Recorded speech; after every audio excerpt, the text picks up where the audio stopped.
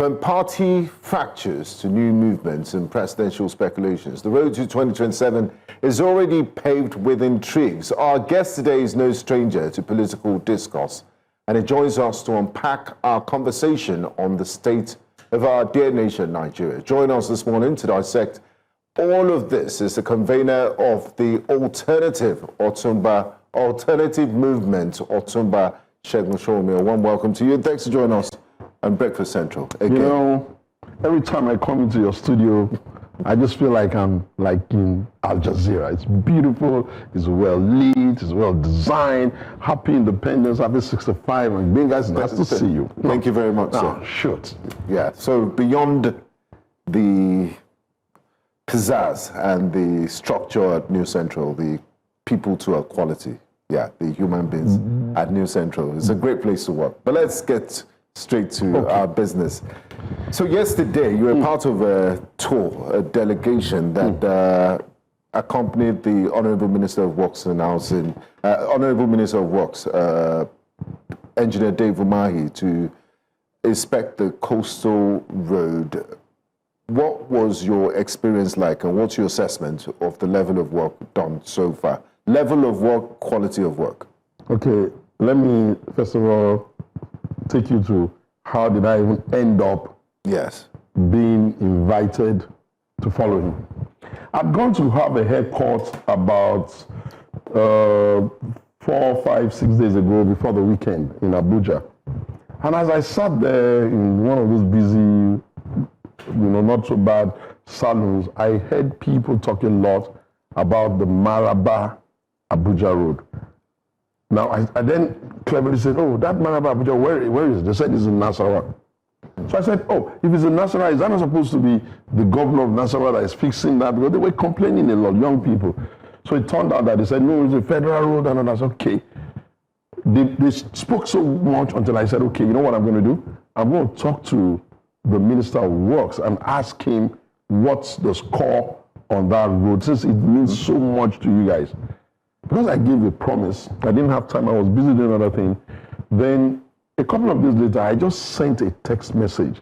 The Honorable Minister, I would like to give you a feedback and ask you a question. I didn't want to start saying Maraba Road so that I don't start giving me all the excuses. I left it as a WhatsApp message. Oh God, within 2-3 minutes, he called me. And it was so boisterous. Segun, I'm on my way to Ebonyi, but if we could do it on Tuesday. What? Do people like this still work in our country where they get a message and they feel they have to respond? One story, and they said, Segun, can we even do something different? I said, what? He said, you're always very intentional about value. Why don't you just come to Lagos and let's go and look at the coastal road? Remember, that coastal road will come from Lagos, it will go to my state, Ogun, it will go to Ondo, where my mom is from, and all the coastal areas and all the stories around it. So I said, okay, Honorable Minister, I could do that. When do you want to do it? So we're going to do it on Monday. Okay, I said, okay, all right, I'll come. And I'll bring 3 friends. He said, okay, bring them. So I woke up and I called one of the biggest communication managers in the country from the journalistic side of it. I called one of the biggest business communication person, and I called myself and I said, and then I called one person from the subcell. I'll tell you their names later. I said, okay, let's go.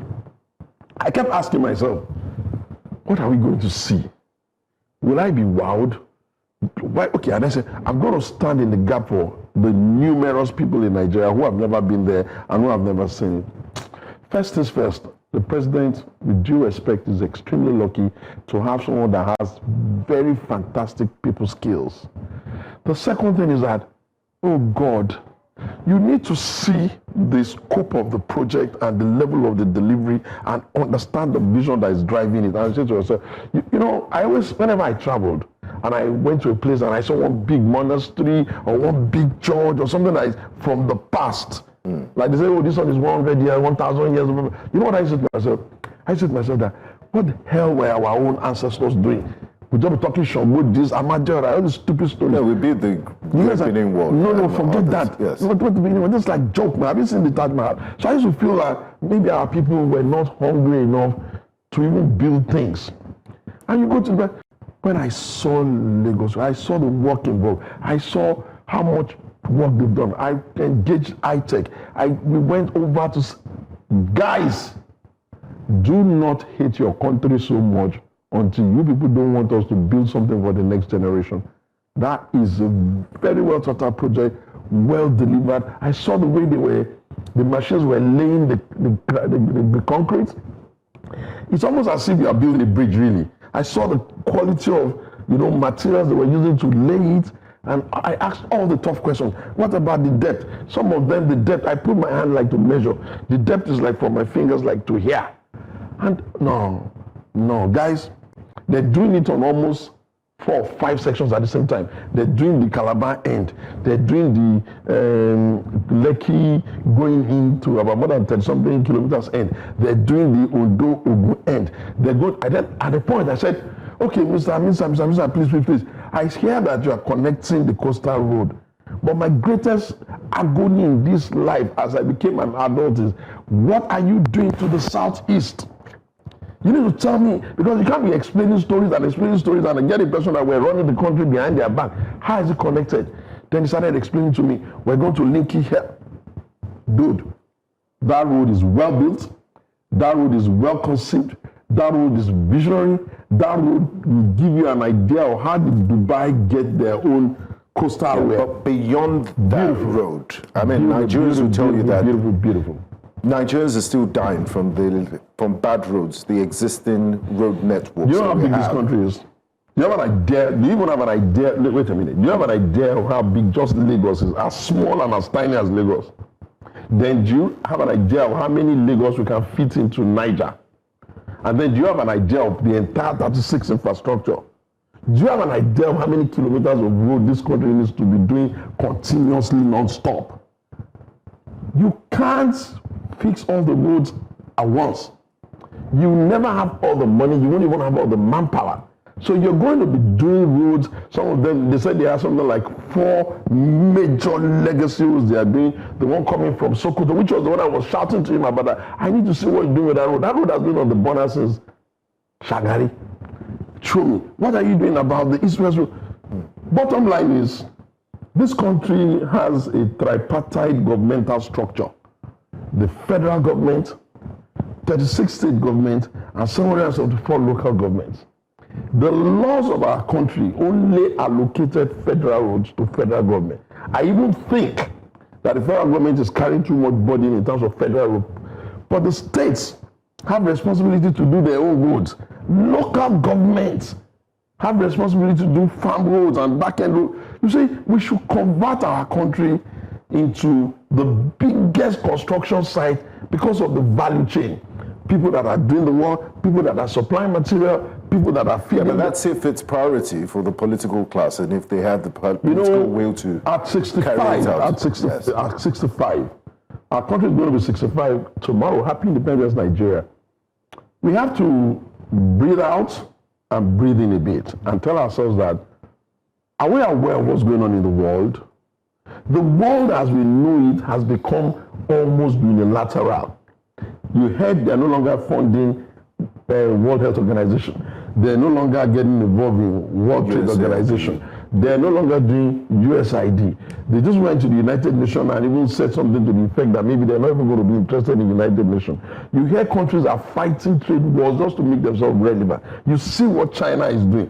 Do you think all of this, from the point of view of countries like we are Nigeria, do you think they do it by creating a culture of never wish your country well, see no good in your country, the only thing you have to say is criticism, and never even look with the eye of, okay, how is it getting half full? And what I found, more than anything else, and I study a lot, I engage people. I've just come back from the State Department. I've just come back from the US Congress. These were things that I go there to go and engage on our behalf. You know what I found out? Look, Nigerians, we are at a point now where, we may have a lot of opinions about democracy, but the most important agenda on our timetable now, in my opinion, is how do we even build consensus around development?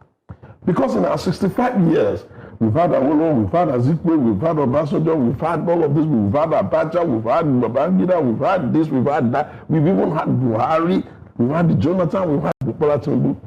There's one thing that I believe very strongly in my spirit that has not allowed us to scale up, and that is that we never seem to agree as to the direction of the development. So what then happens is that every chief executive, let's call them that, or president, governor, or whatever, that come onto the saddle, except Lagos, they always seem to start a new vision, start all over again, leave things uncompleted. Do you know what is taking China to get here? China is on its second 200-year framework. The first century, building consistently, sufficiently, now they're on the second. We are living witnesses to what China has done in the world. We may have our issues, we may have our opinions about what we don't even know, we don't study, but it is impossible to build the country of our desire if we don't even wish it into existence. We're not ready to play our role. We don't build consensus around development. And I tell you, I was wowed. So let's talk about what you would say are the hallmarks of development that you've seen so far. You've spoken extensively about the Coastal Highway, but what would you say are the other indicators? The president had gone ahead to speak about corruption, saying, talking about corruption not being an issue in Nigeria anymore, and talking about the economy being an upward trajectory. But again, you would always see when the presidency says things like that, there'll be pushback from citizens who are saying it's not trickling down here. But paint the picture for us. Beyond the Coastal Highway, what are the other markers that you can see? You are asking me the type of question that the president's aides should be answering. But what I would just say, because I created the alternative movement for us to begin to look at our country with a different eye. What I would say is this: when a president, any president, be it our own or any other one, stands at external forums where other countries are there, you will definitely be an irresponsible leader if you use that platform to shame your country. So some of the positives they try to exude, it's not without them understanding some of the realities of our issues. But no president will go to international community and say, oh, my country is the most corrupt in the world. That don't make sense, especially at this time when everybody is competing for global space. Everything we do in Nigeria, we're just 1% of the global activities, so 1%. Now, so I think the president probably did not really mean it literally like that. And Nigerians need to take it easy with themselves. The only thing that will happen is that, yes, he will be president up to May 29, God willing, if he leaves and all of that, human error and all of that, divine intervention, but let's pray that we don't have to get to that. They will have an opportunity to come to the table and take a look at everything, listen to what the others are saying, and take a decision. But if we don't start breaking this circle of, oh, the Obasanjo is not good, we want him out. Then Jonathan is not good, we want him out. Then Buhari is not good, we want him out. What we're going to be basically doing is that we'll be creating citizens that are not partners with their leaders. What the leaders need to do, in my opinion, is take care of the backline. And in terms of taking care of the backline, really, that is the mass of the people. A private sector neoliberal economic policy which they are running, which all of them say they will run, has one inherent conversation that is not settled.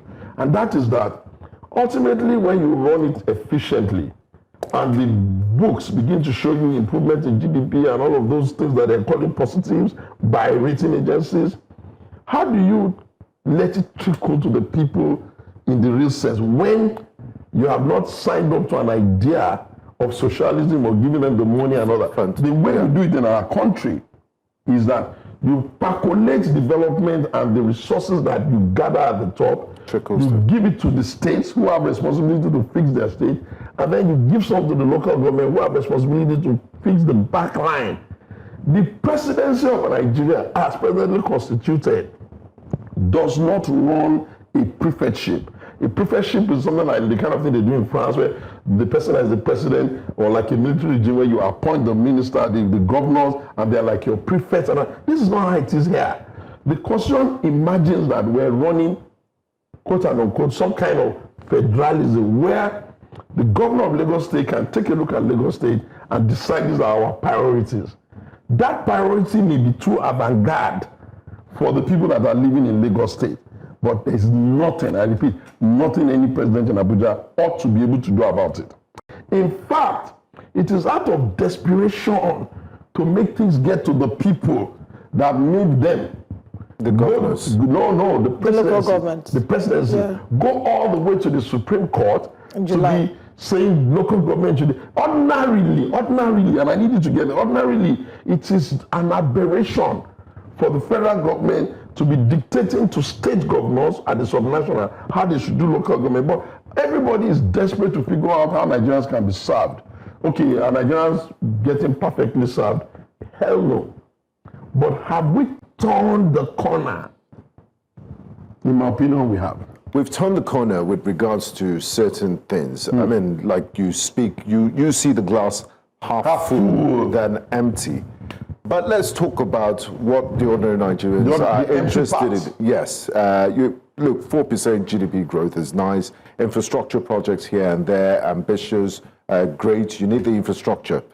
But the human development indices, the part that affects ordinary Nigerians, the quality of health, education, their standard of living, their well-being. We're a nation of over 200 million Let me jump people. into that. And what we're seeing, the social... You need like a lecture. But let me just... The social safety nets of the presidency it's handouts. Once you indicated that direction, I already get you. But what are we prioritizing? E1 racing, aspirational, things they do in Monaco and Singapore and Dubai. We want to host the Commonwealth Games. I mean, these are what irritates a lot of Nigerians, ordinary Nigerians. They say, look, you haven't even taken care of your Maslow's hierarchy of needs, safety, security, feeding, shelter, and we want to do what countries like Singapore do. No, that's the question. Okay, I've landed. Let me answer it for you. Yes. See, when you ask, I don't know about others, when you ask me a question about government or about anything, I truly want to share my perspective on it. I don't want a situation where I'm speaking, because it's political or opposition, I just wish the country, but I'm not part of that. For you to be talking about how do we serve the people, if someone comes in and says, I observe that Nigerians and their parents can't readily easily pay for their education in university, and sets up a sustainable framework where they can get the monies and sort of like pay later, and put it there that anybody that wants to go to school in any part of the country can, you got to accept that that's something. If you say, what are we doing about health? One of the legacies of the People's Democratic Party in Nigeria is that we created the primary healthcare infrastructure system where everybody in Nigeria, that's the vision, and I believe everybody has now, there is a primary healthcare. That was done by former Minister Lukoyera Somkuti. The purpose of that really is to give them access to health at the world level. We also have an integrated healthcare system that takes care of secondary. Almost everywhere you turn, you hear teaching hospital, this, all of that, federal. There is none of this thing that is exclusively the federal government responsibility. So you can see some states having their own hospitals and all that. You see, I feel that the question that we need to interrogate, that's why I kept saying consensus around development. The question we need to interrogate in Nigeria is that what is the minimum that the federal government owes the smallest Nigeria? And what do the state owe, and what do the local government? How do we calibrate it together into one vision that we can then say, this is what we've done, this is what remains, this is your own responsibility, this is my role. You see, if we don't do that, we're going to run the risk, and we're already running that. We are that now. And I wonder, doesn't the Constitution already... Let me just land this thought. We're going to run the risk that any Jack, Jill, or Mary that runs an election and doesn't win is going to take on the singular responsibility as if that is their life purpose, to just be saying, it's not working in Nigeria, it's not working in Nigeria. Who are you referring to? I don't need to. I said any Jack, Jill, or Mary. Do not force me to demarcate people that I know they're just trying their very best, maybe to be useful or popular in the country. Right. And I've advocated very seriously that our duty, even as political voices and political leaders, is really to be infusing hope in our country. Because if we bully the ones that are working And we mistakenly said, like they said during the days of the Buhari regime, that, oh, they're going to turn $1 to $1 and all that. That's not realistic. But hope is also not a strategy. But before that, let's go on a very quick break. We'll come back and this conversation continues. Please stay with us.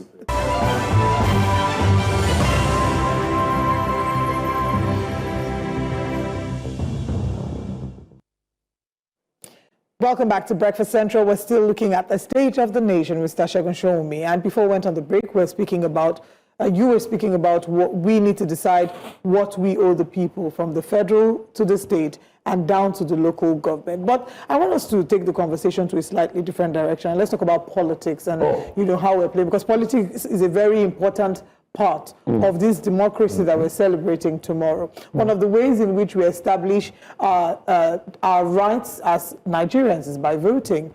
The INEC chairman is now being put on a terminal leave. His term was supposed to end in December 2025. And there have been speculations that there might be water under the sea. Do you have any idea what that might be? You know, I've not seen any official correspondence. Did I just say water under the sea? No. No, there will be trouble. Just wait. I've not seen any official correspondence, either from INEC or even from those in charge of the country, the presidency, that speaks to that, which they say you should go on leave and all of that. What I have observed is that those who are very lazy, who, as opposition, will not prepare themselves appropriately to be able to get the Nigerian people to say, yes, this is something we want to stand by, have convinced themselves that the conversation on the table is the work tool is bad. When you talk about INEC in Nigeria, you must understand that election is a process. It's almost about a 17 or 21, or if I count it, pre-registration, registration, this, accreditation, and all that, actual voting, then getting the result, announcing, then the final collision. What I have observed, because I'm an interested party and I'm involved, is that I've watched political parties, especially the ones that have been losing for some time, I've watched them assume, based on just hot air, that, oh, yeah, when you get Kanu, then the number of Kanu, you join into the number of Sokoto, and then you join into the number of, and you win. Forgetting that no individual owns the suffrage of the people exclusively. Even if you come from one of the most populous nations where people react to election, you are not alone from there. Other parties have their own place and their own strategy and all of that.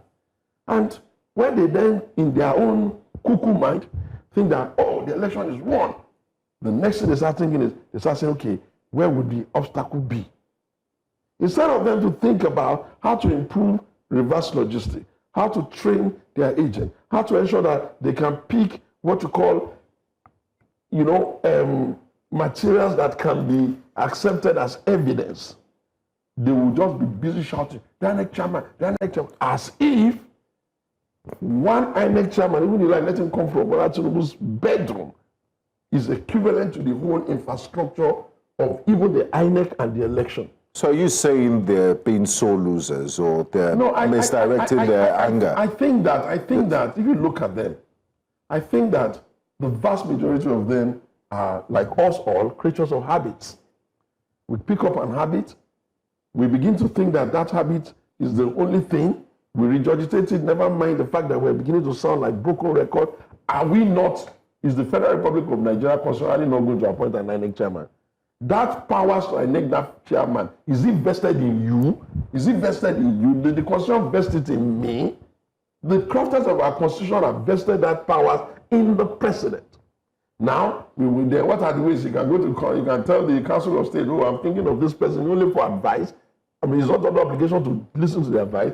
When he brings anybody he wants, wherever he decides to shortlist, he's not a fool. He's not going to bring somebody that is totally not even able to do the job or doesn't have the brains for the job. He's still going to send it to the National Assembly. You all have your representative there from your local government and all of that. You see, let us not be silly in thinking that democracy only works because it favors an outcome I predict or I desire. As far as I'm concerned, it's unnecessary. It is beyond disgraceful that that's all we're talking about?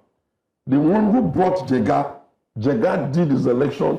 The one who kept Jega there, he still lost on that Jega. The one who appointed Mahmoud. But the conversation is around the independence of it, that he who pays the piper You're not dictates the listening. tune. I just told you that the constitution did not envisage. I understand. So if you now but they're calling for reforms. Who pays the piper is a very, very lazy axiom in this circumstance. It's like saying, because the judge of the Supreme Court is the primus inter pares among all the other judges, that means that nobody can go to the Supreme Court and get judgment. It's a complex process. I don't know who's going to be the next INEC chairman. I don't know where they're going to get him from. I truly don't care. All I'm interested in is, let us look at the election process.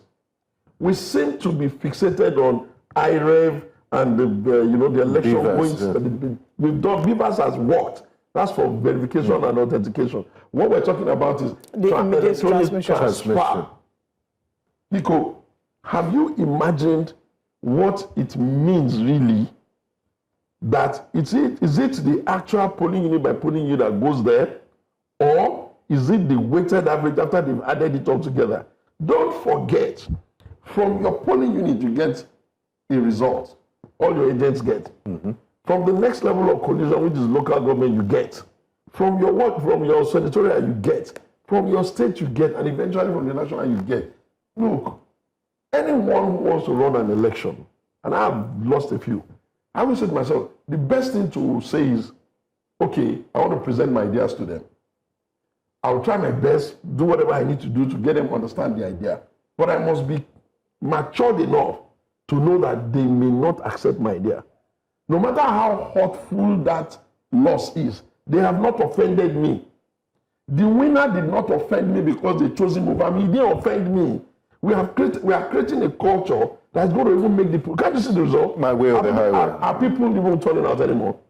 That's why I started the alternative. I looked at the numbers really deeply, and I saw that every successive election, we have wearied the electorate. We're the same ones who will say the person that won is not serving us.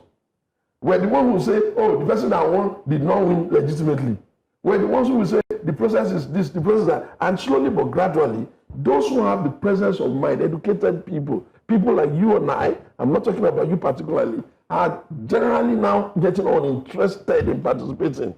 If the top echelon of the brain power of society does not get involved or are not interested in the election process, who is going to show and teach the rabble-rousers or the mass of our people, who's going to teach them how to evaluate a good material? How would they even know? So you see that vote buying is on the increase, turnout is on the decrease. Why would someone like you, would you wake up in the morning and be running around because somebody wants to give you one spaghetti, wants to give you like 2,000 naira on election day?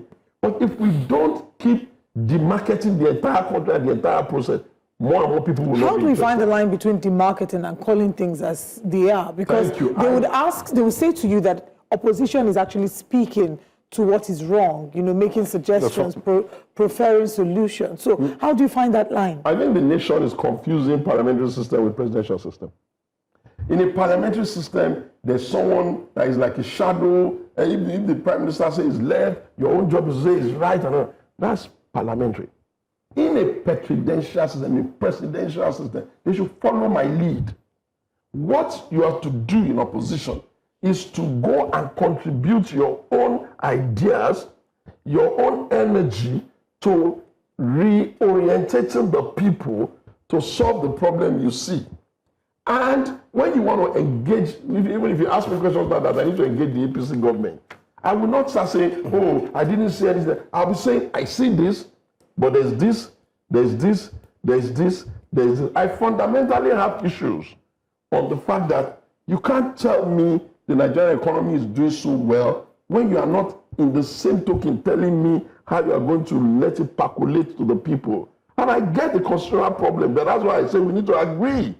If the federal government makes more money, and your governors, I don't know what states you come from, get more than 3-4 times the monies they are getting, your local government are getting more than, why would you not expect to see serving the people at those areas. And talking about serving the people, just because for lack of time and we have to go now, it will be unfair it will be unfair not to talk about your personal ambitions, because people watching will say, oh, Otumba has all these fantastic ideas.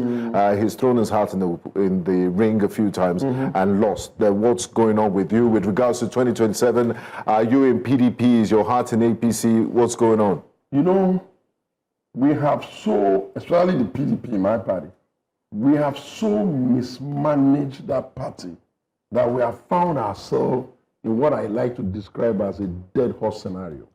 A dead horse scenario is like you're looking at the horse. It's literally gasping for the last energy. Rather than call yourself together as consultant, surgeon, or to say, how can we wake up the horse? Each and every one wants to win alone. Okay. And so, because we really need to go now, we have to go on a break. Are you in PDP? Have you ever since 1999, no, 98 step back, ever heard me where they talk about another party? That I feel that your hobnobbing with the highest level of APC. No. Listen. Yeah. It comes to a point in the life of a nation where you just envy the nations that are doing well.